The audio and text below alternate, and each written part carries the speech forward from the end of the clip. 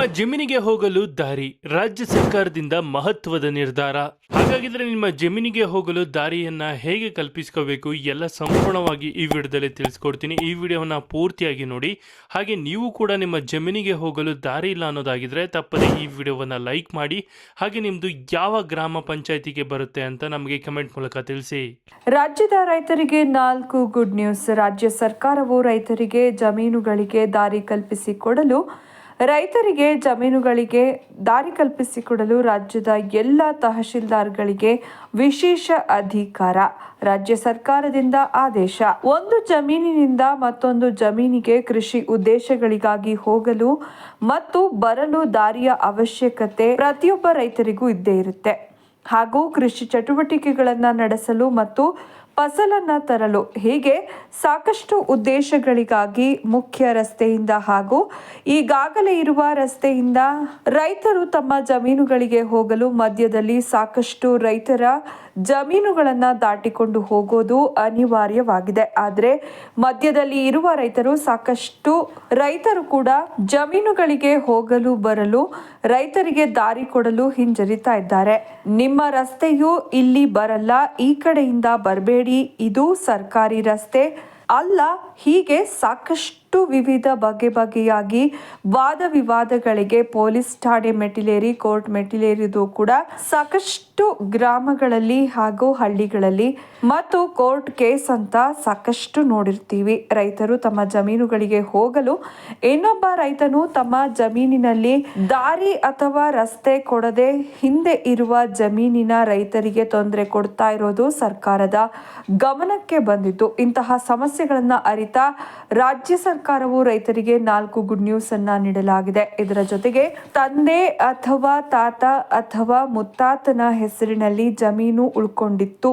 ಪ್ರಸ್ತುತ ರಾಜ್ಯ ಸರ್ಕಾರ ಮತ್ತು ಕೇಂದ್ರ ಸರ್ಕಾರಗಳು ನೀಡುತ್ತಿರುವ ಸರ್ಕಾರಿ ಸೌಲಭ್ಯಗಳು ರೈತರು ಪಡೆದುಕೊಳ್ಳದೆ ಎಲ್ಲ ಸೌಲಭ್ಯಗಳಿಂದ ವಂಚಿತರಾಗ್ತಾ ಇರೋದನ್ನು ಗಮನಿಸಿದ ರಾಜ್ಯ ಮತ್ತು ಕೇಂದ್ರ ಸರ್ಕಾರವು ಪೂರ್ವಜರ ಹೆಸರಿನಲ್ಲಿರುವ ಜಮೀನಿನ ಪಹಣಿಗಳನ್ನು ಪ್ರಸ್ತುತ ಉಳುಮೆ ಮಾಡುತ್ತಿರುವ ವಾರಸುದಾರರ ಹೆಸರಿಗೆ ವರ್ಗಾವಣೆ ಮಾಡಲು ಯಾವುದೇ ಅತ್ಯಂತ ಅವಶ್ಯಕತೆ ಮರಣ ಹೊಂದಿರುವ ವ್ಯಕ್ತಿಯ ಐಡಿ ಕಾರ್ಡ್ ಹಾಗೂ ಮರಣ ಪ್ರಮಾಣ ಪತ್ರ ಇಲ್ಲದ ಪ್ರಸ್ತುತ ವಾರಸುದಾರರ ಹೆಸರಿಗೆ ನೇರವಾಗಿ ಜಮೀನು ವರ್ಗಾವಣೆ ಮಾಡೋದು ಕೂಡ ಈ ಕುರಿತು ರಾಜ್ಯ ಕಂದಾಯ ಇಲಾಖೆ ಹಾಗೂ ರಾಜ್ಯ ಸರ್ಕಾರ ಮತ್ತು ನೋಂದಣಿ ಮತ್ತು ಮುದ್ರಾಂಕ ಇಲಾಖೆಯು ಕೂಡ ಮಹತ್ವದ ಮಾಹಿತಿಯನ್ನು ನೀಡಿತ್ತು. ರಾಜ್ಯದ ಪ್ರತಿಯೊಬ್ಬ ರೈತನಿಗೂ ಕೂಡ ಅವಶ್ಯಕವಾಗಿ ಈ ಮಾಹಿತಿ ತುಂಬಾ ಉಪಯುಕ್ತವಾಗಿದ್ದು ರಾಜ್ಯದ ಪ್ರತಿಯೊಬ್ಬ ರೈತನಿಗೂ ಕೂಡ ತಲುಪುವುದು ತುಂಬಾ ಮುಖ್ಯವಾಗಿರುತ್ತೆ. ಹೀಗಾಗಿ ಪ್ರತಿಯೊಬ್ಬ ರೈತನಿಗೂ ತಲುಪುವವರೆಗೂ ಎಲ್ಲಾ ಕಡೆ ಶೇರ್ ಮಾಡಿ ಮತ್ತು ನಿಮ್ಮ ಜಮೀನು ಕೂಡ ಪೂರ್ವಜರ ಹೆಸರಿನಲ್ಲಿಯೇ ಉಳಿದುಕೊಂಡಿದ್ರೆ ಅದನ್ನ ನಿಮ್ಮ ಹೆಸರಿಗೆ ದಾಖಲೆಗಳು ಇಲ್ಲದೆ ಹೇಗೆ ಮಾಡ್ಕೋಬಹುದು ಅನ್ನುವ ಬಗ್ಗೆ ಕಂಪ್ಲೀಟ್ ಆಗಿ ಈ ವಿಡಿಯೋದಲ್ಲಿ ಮಾಹಿತಿಯನ್ನ ನೀಡಿದ್ದು ರಾಜ್ಯ ಸರ್ಕಾರವು 4 ಬಗೆಯ ಗುಡ್ ನ್ಯೂಸ್ ಅನ್ನ ನೀಡಿತು. ಹಾಗೂ ನಿಮ್ಮ ಜಮೀನಿಗೆ ಎದುರುಗಡೆ ಇರುವ ಜಮೀನಿನ ರೈತರು ದಾರಿ ಕೊಡ್ತಾ ಇಲ್ಲ ಅಂದ್ರೆ ಅದಕ್ಕೆ ಯಾರನ್ನ ಸಂಪರ್ಕಿಸಿ ಹೇಗೆ ಅರ್ಜಿ ಸಲ್ಲಿಸಬೇಕು, ಎಷ್ಟು ದಿನದಲ್ಲಿ ನಮಗೆ ರಸ್ತೆ ಮಾಡಿಕೊಡ್ತಾರೆ ಅನ್ನೋ ಬಗ್ಗೆ ಕೂಡ ಈ ವಿಡಿಯೋದಲ್ಲಿ ವಿವರಿಸಲಾಗಿದ್ದು ತಪ್ಪದೇ ವಿಡಿಯೋವನ್ನ ಕೊನೆವರೆಗೂ ನೋಡಿ.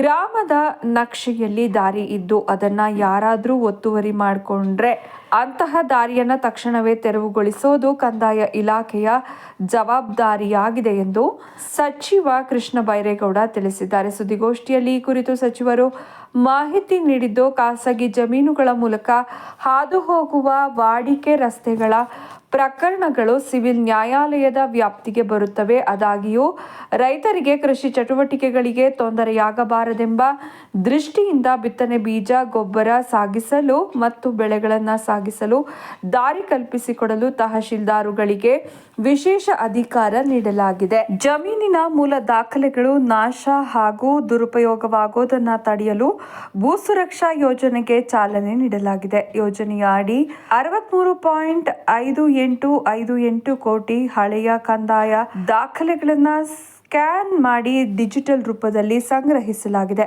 ಇನ್ನು ಕೆಲವೇ ತಿಂಗಳುಗಳಲ್ಲಿ ರೈತರು ಆನ್ಲೈನ್ ಮೂಲಕವೇ ಹಳೆಯ ಕಂದಾಯ ದಾಖಲೆಗಳ ದೃಢೀಕೃತ ಪ್ರತಿಗಳನ್ನು ಪಡೆಯಬಹುದಾಗಿದೆ. ಇದರಿಂದ ಅನಗತ್ಯವಾಗಿ ತಾಲೂಕು ಕಚೇರಿಗಳಿಗೆ ಅಲಿಯೋದು ತಪ್ಪಲಿದೆ ಎಂದು ಕಂದಾಯ ಸಚಿವ ಕೃಷ್ಣ ಬೈರೇಗೌಡ ತಿಳಿಸಿದ್ದಾರೆ. ಜನರು ಸಣ್ಣ ಪುಟ್ಟ ಕೆಲಸಗಳಿಗಾಗಿ ಕಚೇರಿಗಳಿಗೆ ಅಲಿಯಬಾರದು ಮತ್ತು ಮಧ್ಯವರ್ತಿಗಳ ಕಾಟ ತಪ್ಪಿಸಬೇಕು ಅನ್ನೋದು ಸರ್ಕಾರಿ ಗುರಿ. ಇದಕ್ಕಾಗಿಯೇ ಆಡಳಿತವನ್ನ ಜನರ ಮನೆ ಬಾಗಿಲಿಗೆ ಕೊಂಡೊಯ್ತಾ ಇದ್ದೇವೆ. ದಾಖಲೆಗಳಿಲ್ಲದ ತಾಂಡ, ಹಟ್ಟಿ, ಹಾಡಿ ಹಾಗೂ ಜನವಸತಿ ಪ್ರದೇಶಗಳಿಗೆ ಕಂದಾಯ ಗ್ರಾಮಗಳ ಮಾನ್ಯತೆ ನೀಡಿ ಇಲ್ಲಿ ವಾಸಿಸುವ ಕುಟುಂಬಗಳಿಗೆ ಹಕ್ಕುಪತ್ರಗಳನ್ನು ವಿತರಿಸಲಾಗ್ತಾ ಇದೆ. ಪ್ರಸ್ತುತ ಸರ್ಕಾರ ಅಧಿಕಾರಕ್ಕೆ ಬಂದ ಕೇವಲ 2.5 ವರ್ಷದಲ್ಲಿ 2 ಲಕ್ಷ ಕುಟುಂಬಗಳಿಗೆ ಹಕ್ಕುಪತ್ರ ತಲುಪಿಸುವ ಗುರಿ ಇಟ್ಕೊಂಡಿದೆ.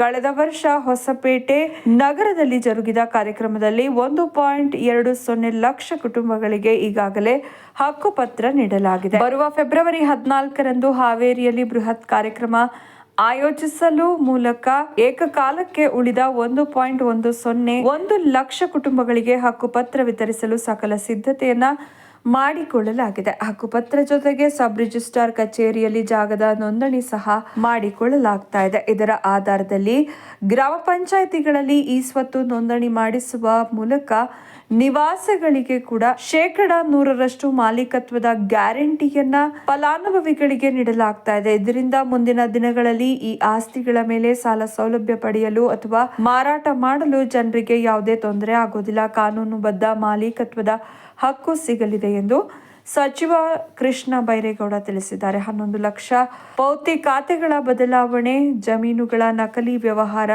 ಮತ್ತು ವಂಚನೆಗಳನ್ನು ತಡೆಯಲು ಆರ್ಟಿಸಿ ದಾಖಲೆಗಳಿಗೆ ಮಾಲೀಕರ ಆಧಾರ್ ಸಂಖ್ಯೆಯನ್ನು ಜೋಡಣೆ ಮಾಡುವ ಪ್ರಕ್ರಿಯೆಗೆ ಚಾಲನೆ ನೀಡಲಾಗಿದೆ. ಈ ವೇಳೆ ರಾಜ್ಯದಾದ್ಯಂತ 49 ಲಕ್ಷ ಜಮೀನು ಖಾತೆಗಳು ಮೃತ ಹೆಸರಿನಲ್ಲಿರೋದು ಬೆಳಕಿಗೆ ಬಂದಿತ್ತು.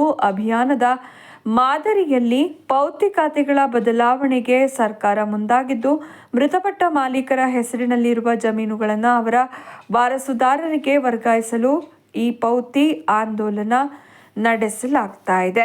ಗ್ರಾಮ ಆಡಳಿತಾಧಿಕಾರಿಗಳು ಜಿಲ್ಲೆಯ ಪ್ರತಿಯೊಂದು ಹಳ್ಳಿಗಳ ಮನೆ ಬಾಗಿಲಿಗೆ ತೆರಳಿ ಈ KYC ಪ್ರಕ್ರಿಯೆ ನಡೆಸ್ತಾ ಇದ್ದಾರೆ.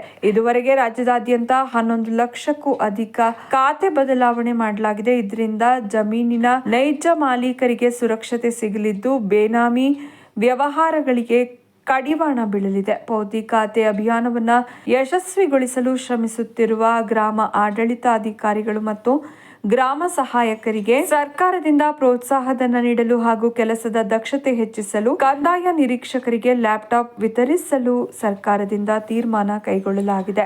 ಇದಕ್ಕಾಗಿ ಮುಂಬರುವ ಬಜೆಟ್ನಲ್ಲಿ 5 ಕೋಟಿ ರೂಪಾಯಿ ಮೀಸಲಿಡಲಾಗುವುದು ಎಂದು ಸಚಿವ ಕೃಷ್ಣ ಬೈರೇಗೌಡ ತಿಳಿಸಿದ್ದಾರೆ. ಬಡ ರೈತರು ಪಕ್ಕಾ ದಾಖಲೆ ಮತ್ತು ಸರ್ವೆ ಸ್ಕೆಚ್ಗಾಗಿ ಪರದಾಡುವುದನ್ನು ತಪ್ಪಿಸಲು ಸರ್ಕಾರವೇ ಸ್ವಯಂ ಪ್ರೇರಿತವಾಗಿ ಕೆಲಸ ಮಾಡ್ತಾ ಇದೆ. ಕಳೆದ 1 ವರ್ಷದಲ್ಲಿ ದಾಖಲೆಯ 1,89,499 ರೈತರ ಜಮೀನುಗಳ ಹೋಡಿ ಮತ್ತು ದರಾಖಸ್ತು ಕೆಲಸಗಳನ್ನು ಪೂರ್ಣಗೊಳಿಸಲಾಗಿದೆ. ಈ ಹಿಂದೆ 2013-18 ಅವಧಿಯಲ್ಲಿ ಕೇವಲ 5,800 ಮತ್ತು ವಿಲೇವಾರಿಯಾಗಿದ್ದವು. ಜಿಲ್ಲಾಧಿಕಾರಿ ಕಚೇರಿಯಿಂದ ಹಿಡಿದು ಗ್ರಾಮ ಮಟ್ಟದವರೆಗೆ ಇಲಾಖೆಯ ಕೆಲಸಗಳಲ್ಲಿ ವಿಳಂಬ ಧೋರಣೆ ಹೋಗಲಾಡಿಸಲು ಈ ಆಫೀಸ್ ವ್ಯವಸ್ಥೆಯನ್ನ ಜಾರಿಗೊಳಿಸಲಾಗಿದೆ. ರೈತರ ಅರ್ಜಿಗಳು ಎಲ್ಲಿ ಬಾಕಿ ಇವೆ ಎಂಬುದನ್ನು ಡಿಜಿಟಲ್ ಮೂಲಕ ಪತ್ತೆ ಹಚ್ಚಬಹುದಾಗಿದ್ದು, ಅಧಿಕಾರಿಗಳು ತ್ವರಿತವಾಗಿ ಕಡತಗಳನ್ನು ವಿಲೇವಾರಿ ಮಾಡಬೇಕಾಗತ್ತೆ ಎಂದು ಸಚಿವ ಕೃಷ್ಣ ಬೈರೇಗೌಡ ಹೇಳಿದ್ದಾರೆ. ಚಿತ್ರದುರ್ಗದ ಹೊಸ ಜಿಲ್ಲಾಧಿಕಾರಿ ಕಚೇರಿ ನಿರ್ಮಾಣಕ್ಕೆ ಅಗತ್ಯ ಇರುವ ಅನುದಾನವನ್ನು ಬಿಡುಗಡೆ ಮಾಡಿ ರಸ್ತೆ ಮತ್ತು ನೀರಿನ ಸೌಲಭ್ಯ ಒದಗಿಸಲಾಗಿದೆ. ಕಟ್ಟಡ ನಿರ್ಮಾಣ ಪೂರ್ಣಗೊಳ್ಳುವ ಹಂತಕ್ಕೆ ಬಂದಿದೆ. ಅದರ ಹೊಸ ಕಚೇರಿಯು ನಗರದಿಂದ ದೂರವಿರುವ ಕಾರಣ ಸ್ಥಳಾಂತರದ ಬಗ್ಗೆ ಸಾರ್ವಜನಿಕರಲ್ಲಿ ಕೇಳಿ ಬರ್ತಾ ಇರುವ ಅಸಮಾಧಾನದ ಹಿನ್ನೆಲೆಯಲ್ಲಿ ಜಿಲ್ಲಾ ಉಸ್ತುವಾರಿ ಸಚಿವರು ಮತ್ತು ಸ್ಥಳೀಯ ಜನಪ್ರತಿನಿಧಿಗಳು ಹೊಸ ಕಟ್ಟಡ ಹಾಗೂ ಸ್ಥಳವನ್ನ ಚಿತ್ರದುರ್ಗ ಮೆಡಿಕಲ್ ಕಾಲೇಜಿಗೆ ನೀಡಲು ಚಿಂತನೆ ನಡೆಸಿದ್ದಾರೆ. ನೋಡಿದ್ರಲ್ಲ ಸ್ನೇಹಿತರೆ, ಜಮೀನಿಗೆ ಹೋಗಲು ದಾರಿ ಇಲ್ಲದವರು ಏನೆಲ್ಲ ಮಾಡಬೇಕು ಅಂತ ಈ ಬಗ್ಗೆ ನೀವೇನು ಹೇಳ್ತೀರಾ?